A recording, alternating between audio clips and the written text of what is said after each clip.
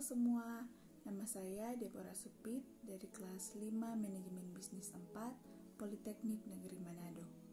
Saat ini saya akan mempresentasikan tentang dasar-dasar manajemen logistik, mata kuliah manajemen rantai pasok. Logistik adalah proses merencanakan, menerapkan dan mengendalikan yang efektif dan efisien dari aliran dan penyimpanan bahan baku persediaan dalam proses dan barang jadi yang terhubung dengan informasi dari titik asal ke titik konsumsi untuk memenuhi kebutuhan para pelanggan. Persaingan bisnis yang semakin ketat di era globalisasi ini menuntut perusahaan untuk menyusun kembali strategi dan sistem logistik dalam perusahaan. Esensi dari persaingan terletak pada bagaimana perusahaan mengimplementasikan proses dalam menghasilkan produk, baik barang atau jasa yang lebih baik, lebih murah dan cepat dibanding pesaingnya. Untuk itu, sebuah perusahaan harus dapat memperbaiki kinerja sistem logistiknya agar dapat terus bersaing dan mengalami kemajuan. Perusahaan harus mempertimbangkan masalah logistik agar dapat memastikan bahwa logistik mendukung strategi perusahaan. Jika fungsi operasional mendukung daripada strategi perusahaan secara keseluruhan, maka logistik harus mendukung strategi fungsi operasional. Jika fungsi operasional tidak mendukung strategi perusahaan, maka operasional perusahaan akan terhambat, seperti produksi yang terhambat karena ketiadaan bahan baku yang akan berimbas pada konsumen. Manajemen logistik bisa terwujud apabila ada suatu sistem. Sistem manajemen logistik ini diharapkan mampu mengkoordinir kegiatan logistik secara terpadu di dalam perusahaan. Manajemen logistik biasanya diarahkan dan diawasi dari berbagai kegiatan dalam bagian yang ada dalam perusahaan. Bila terjadi kerancuan hak, wewenang, dan tanggung jawab, akan mengakibatkan terjadinya pemborosan yang sering menghambat tercapainya tujuan logistik itu sendiri. Yang pertama, pengumpulan. Pengumpulan yang dimaksud adalah kegiatan pengumpulan sejumlah barang dari sebagian barang yang ditunjuk guna penjualan akhir pada konsumen.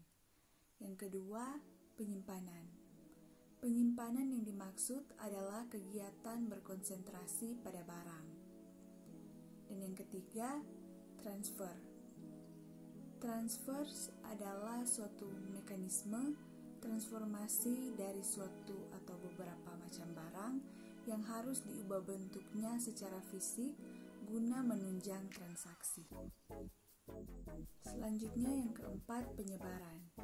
Penyebaran adalah kegiatan penempatan produk yang disesuaikan dengan jenis klasifikasi pada waktu dan tempat yang tepat. Kelima, pembiayaan. Pembiayaan adalah anggaran keuangan yang harus dikeluarkan oleh perusahaan guna melaksanakan kegiatan logistik. Dan yang keenam, komunikasi. Komunikasi adalah penyampaian ide, konsep, gagasan, dan informasi ke arah hasil akhir yang diharapkan. Komunikasi juga digunakan di antara saluran transaksi dengan saluran logistik dalam hal berupa kuantitas, lokasi, dan waktu. Yang pertama, struktur fasilitas merupakan suatu hal yang sangat fundamental bagi hasil akhir logistik.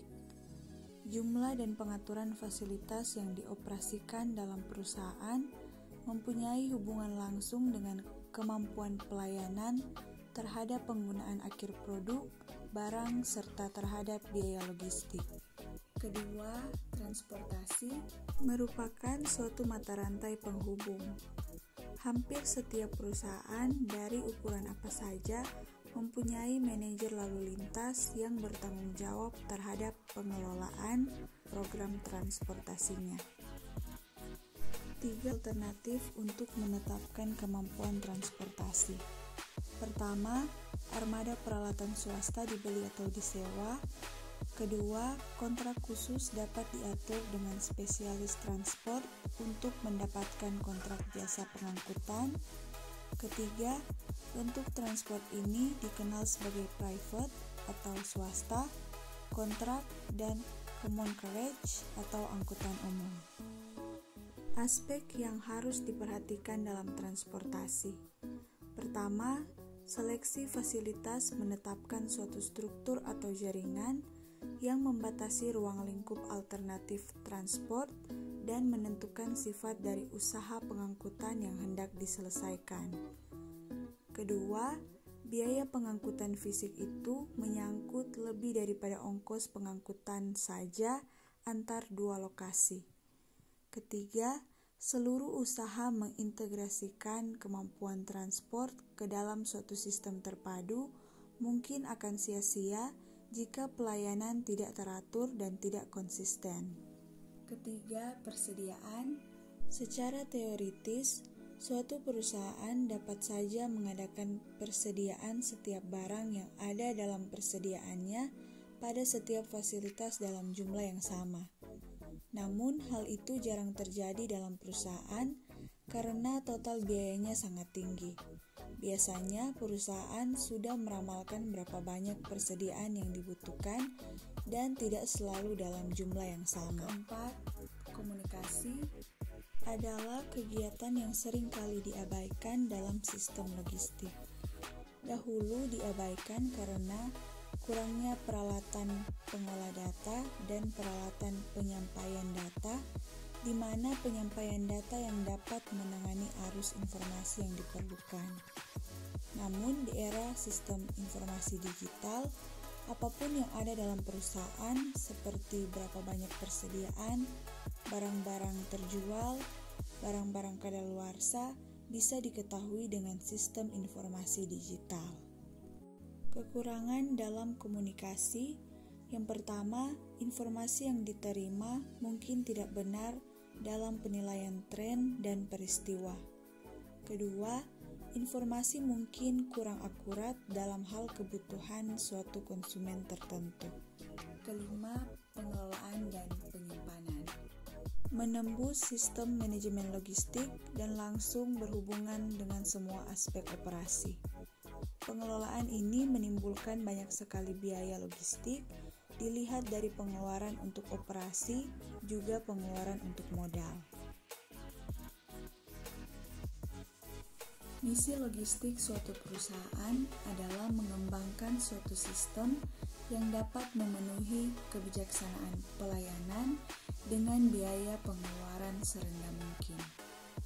Sistem logistik terutama menyangkut sokongan terhadap pembuatan atau manufacturing dan operasi pasar.